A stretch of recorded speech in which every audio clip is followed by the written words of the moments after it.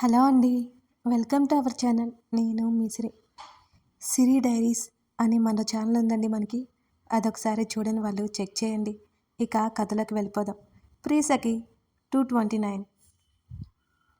ప్రకాష్ గారితో ఓసారి మాట్లాడితే అంది కవిత. మీరు తల్లిదండ్రులుగా ఉంటాము అన్న ధరణి ఒప్పుకోదు. సత్యనారాయణ అంకుల్ సుమతి ఆంటీని బాధ పెట్టాలని లేదు తనకి. కన్న తల్లిదండ్రులు కాకపోయినా వాళ్ళకి తనకి కన్న తల్లిదండ్రులే. తనని పెంచి ఇంతదాన్ని చేసిన వాళ్ళంటే ధరణికి చాలా ఇష్టం. వాళ్ళకి ధరణి తన కూతురు కాదని తెలిస్తే తట్టుకోలేరు. ధరణికి కూడా ఆ విషయం ఇష్టం లేదు అన్నాడు సృజన్ మరింత గంభీరంగా. మీ నాన్న కోసం ఒక్కసారి ఆలోచించు సృజన్ అని కవిత అంటుంటే, నీ అంత దయార్ద్ర హృదయం నాకు లేదమ్మా. నాన్న కోసం ఆలోచించి ధరణిని ఇక్కడికి రమ్మని అసలు చెప్పను. తనేం కోల్పోయిందో మీకు తెలియదు, ఎన్ని అనుభవించిందో మీకు తెలియదు. కేవలం ఈయన అంటే ఈయన కూతురిగా పుట్టినందుకు ప్రాణాలతో పోరాడాల్సి వచ్చింది. ఇప్పుడు తను సంతోషంగానే ఉంది. తనని అలాగే ఉండనివ్వండి అని గట్టిగా ఆవేశంగా చెబుతున్న సృజన్ చేతిని గట్టిగా పట్టుకుంది శ్రేష్ఠ. ఆమె వైపు చూసి తన ఆవేశాన్ని అదుపు చేసుకోసాగాడు సృజన్. కవిత మౌనంగా ఉండిపోయిందిక.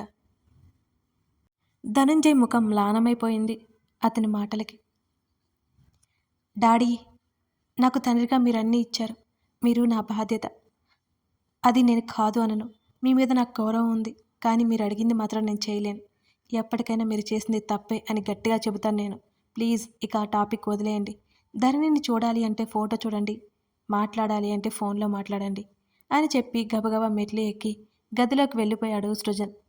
శ్రేష్ఠకి ఏం మాట్లాడాలో అర్థం కాలేదు. సృజన్ అంత కోపంగా చెప్పడం మాత్రం శ్రేష్ఠకి నచ్చలేదు. మౌనంగా సృజన్ దగ్గరికి నడిచింది.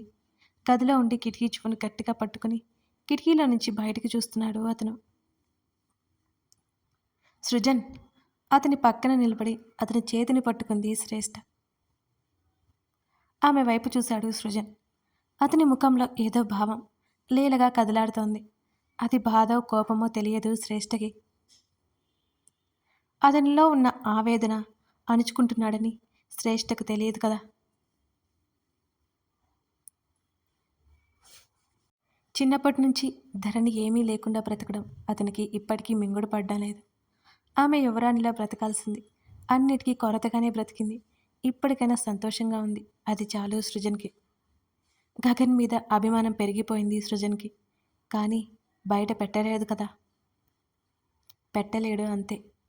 గగన్ కోసం వెనకే బోల్డంత ప్రేమ ఉంటుందని సృజన్కి కూడా బాగా తెలుసు. ధరణి ఇప్పుడు బ్రతికి ఉంది అంటే కారణం గగన్ మాత్రమే. లేకపోతే ఎప్పుడో రోహన్ చేతుల్లో ప్రాణాలు కోల్పోయేది. అక్షయ్ చేతుల్లోనే అచేతనంగా మారిపోయేది. లేకపోతే మురళి చేతుల్లోనే బలైపోయేది. వినయ్ ఆట కట్టించినా కూడా కాపాడుకుంది అతనే కదా. ఆమెకి హాని కలగకుండా కాపాడింది కూడా అతనే. సృజన్, ఆంటీ అంకుల్ బాధపడుతున్నారు.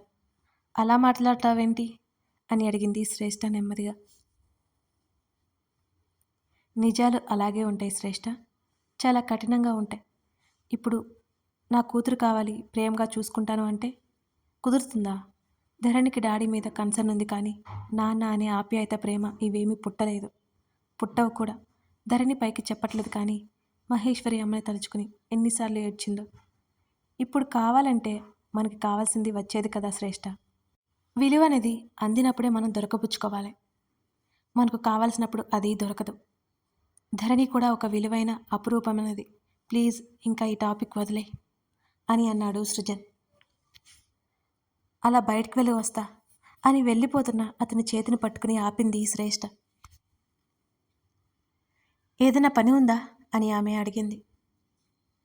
లేదు, నాకు విసుగ్గా ఉంది, అలా తిరిగేసి వస్తాను అని అతను అంటుంటే, అంటే నేను ఉన్నా లేకపోయినా నీకొక్కటే కదా అంటున్న శ్రేష్ఠ వైపు అదోలా చూశాడు అతను.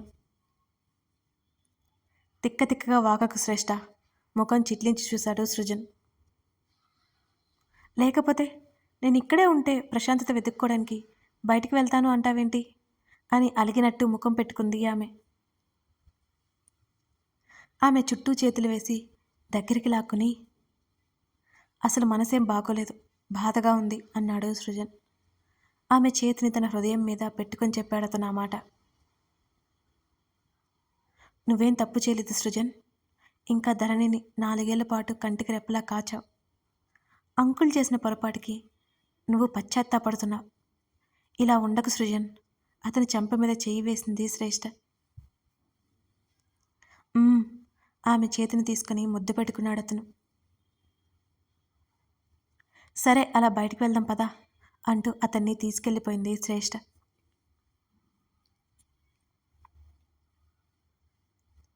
సార్, మా అన్నయ్య ఎక్కడా? స్వరూప్ అడిగాడు గగన్ని.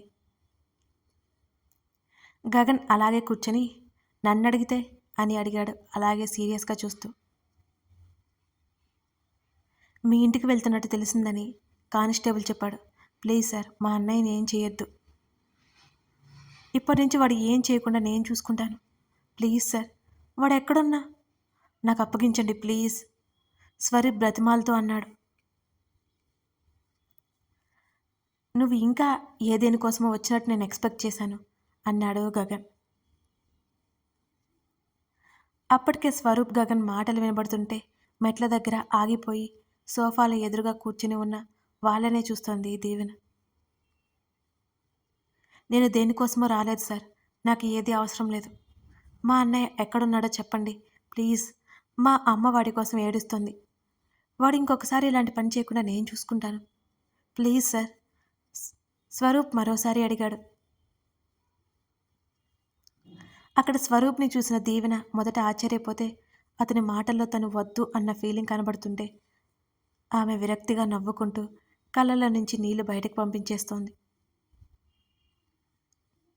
టు బి ఫ్రాంక్, మీ అన్నయ్య అనే విషయం పక్కన పెట్టు. వాడు చేసిన వెధవ పనికి నిజంగానే వదిలేయమంటావా? గగన్ సూటిగా మరింత గంభీరంగా అడిగాడు స్వరూప్ని. గగన్ ముఖంలో కనబడుతున్న సీరియస్నెస్, ఆ చూపుల్లో వాడి వేడి ముక్కుసూటి ధనం చూస్తుంటే ఏం మాట్లాడాలో అర్థం కాలేదు స్వరూప్కి. టెల్మీ, గగన్ గట్టిగా అడిగాడు. మాట్లాడలేకపోయాడు స్వరూప్. వాడి మారినప్పుడు వాడే ఇంటికి వస్తాడు. చంపే ఉద్దేశం అయితే నాకు లేదు, ఖచ్చితంగా చెప్పేశాడు గగన్. స్వరూప్ మౌనంగా లేచి నిలబడ్డాడు.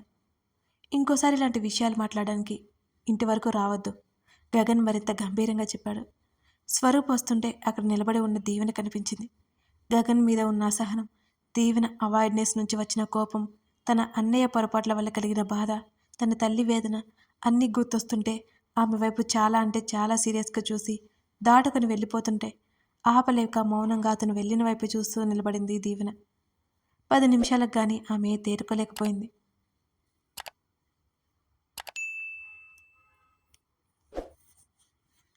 వెళ్ళిపోతున్న స్వరూప్ని చూపిస్తూ ఎవరతను అని అడిగింది వీక్ష.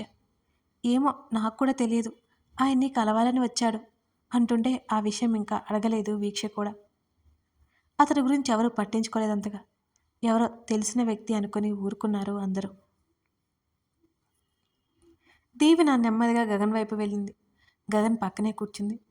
అతను టేబుల్ మీద ఉన్న మ్యాగజైన్ తీసుకుని తిరగేస్తున్నాడు. బిజినెస్ కాలం చూస్తున్నాడు.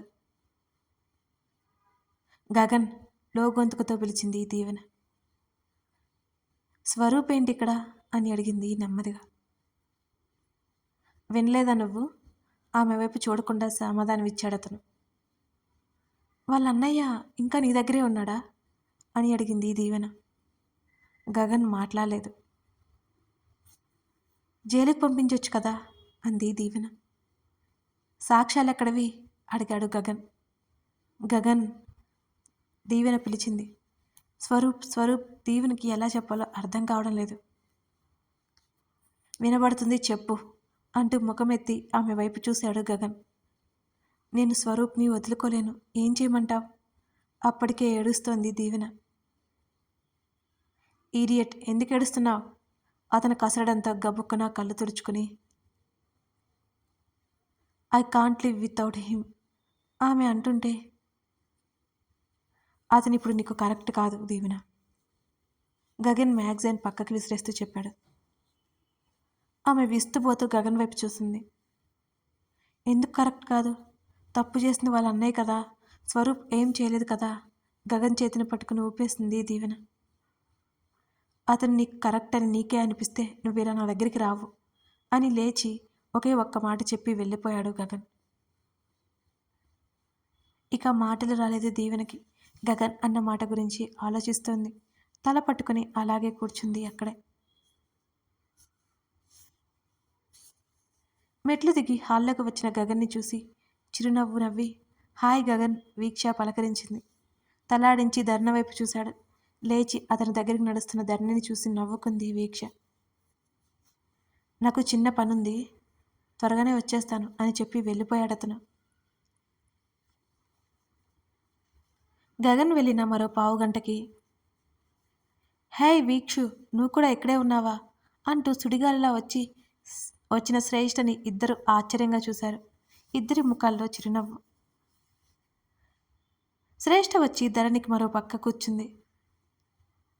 సడన్గా సర్ప్రైజ్ ఏంటి వీక్ష అడుగుతుంటే ఇద్దరం బయటకు వచ్చాము. సృజన్కి ఏదో పని ఉందని 1 అవర్లో వస్తాను అని ఇంటి దగ్గర డ్రాప్ చేయబోతుంటే ధరణిని చూసి చాలా రోజులైందని వచ్చాను అని వీక్షకు చెప్పి ధరణి హెల్త్ ఎలా ఉంది అని అడిగింది శ్రేష్ఠ. బాగుంది ధరణి చిరునవ్వుతో చెప్పి ఆఫీస్ లేదా నీకు అని అడిగింది ధరణి. రండి పైకి వెళ్ళి మాట్లాడుకుందాం అనుకుంటూ ముగ్గురు మెట్ల వైపుకు నడిచారు. ఇవాళ త్వరగానే క్లోజ్ అయిపోయి ఇంటికి వెళ్ళిపోయాను అంది శ్రేష్ఠ. ఏంటి విశేషాలు ఇంకా? వీక్షు మీ హస్బెండ్ ఎలా ఉన్నారు? శ్రేష్ఠ అడగ్గా వీక్ష చిన్నగా నవ్వింది బాగున్నట్టు. ఏంటి సిగ్గుపడుతున్నావు? శ్రేష్ఠ అడుగుతుంటే వచ్చి రాగానే మొదలుపెట్టుకో అంది వీక్ష. వాళ్ళ మాటలు విని ఇంకా గబుక్కున అక్కడి నుంచి బాల్కనీ వైపుకి వెళ్ళిపోయింది దీవెన. ముగ్గురు ధరణి రూమ్లోకి వెళ్ళిపోయిన తర్వాత ఆమె బయటకు వచ్చింది. ఇంటికి వెళ్తున్నట్టు వీక్షకి మెసేజ్ చేసి మాలవికకి చెప్పి డ్రైవర్ని తీసుకుని బయలుదేరింది దీవెన. ఆమెకి ఇప్పుడు ఒంటరిగా ఉండాలని ఉంది. తను ఇలా ఏడుస్తూ కనబడిందంటే ఏమైందో తెలుసుకునే వరకు వీక్ష వదలదు. అందుకే అక్కడ ఉండకుండా వెళ్ళిపోయింది దీవెన.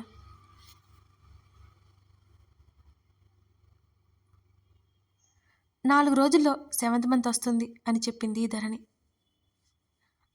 గుడ్. నా కడుపున కాయ ఎప్పుడు వస్తుందో నిట్టూర్చింది శ్రేష్ఠ. శ్రేష్ఠ అన్న విధానానికి ఇద్దరూ నవ్వారు. ఇప్పుడే ఒక కాయ తెచ్చి నీ కడుపులో పడేస్తే సరి అంది వీక్ష. ఆహా అక్కడే ఆగమ్మా, అయినా నువ్వేంటి తెగ హుషారుగా కనబడుతున్నావు అనుమానంగా చూసింది శ్రేష్ఠ. ఎప్పట్లాగే ఉన్నాను నేను, ఎందుకలా అనిపిస్తుంది?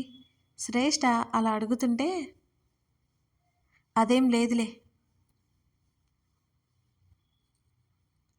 హనీమూన్కి వెళ్ళొచ్చారులే వీళ్ళు ధరణి నోటికి చెయ్యి అడ్డు పెట్టుకుని నవ్వుకుంటూ చెప్పింది. What, it's a great news చప్పట్లు కొట్టింది శ్రేష్ఠ. ఆపుతారా మీ ఇద్దరు? పైకి కోపం ప్రదర్శించింది వీక్ష. ఓయ్ ఓయ్ హనీమూన్ ముచ్చట్లు కబుర్లు చెప్పు ఇంకాస్త ఆట పట్టించింది శ్రేష్ఠ. నన్ను వదిలేయండి తల్లోయ్ దండం పెట్టేసింది వీక్ష. గట్టిగా నవ్వేసింది ధరణి వాళ్ళ మాటలకి. ఈ సంతోషాలన్నీ ఆమె ఎంతకాలం మిస్ అయిందో గుర్తుకొస్తుంటే అదోలా మారిపోయింది ఆమె మనసు. నవ్వడం తాలూకా ఆమె కళ్ళలో తిరిగిన నీళ్లను తుడుచుకుంది ధరణి. కథ కొనసాగుతోంది. ఈ కథ మీకు నచ్చినట్లయితే తప్పకుండా లైక్ చేయండి. అలాగే మీ అభిప్రాయం ఏంటో చెప్పండి. ఇంకా ఎవరైనా సబ్స్క్రైబ్ చేసుకుని వాళ్ళు ఉంటే, కొత్త వాళ్ళు ఉంటే మన ఛానల్ని చూసి నచ్చితే సబ్స్క్రైబ్ చేసుకోండి. Thank you for watching this video. మరో ఎపిసోడ్తో మళ్ళీ కలుద్దాం.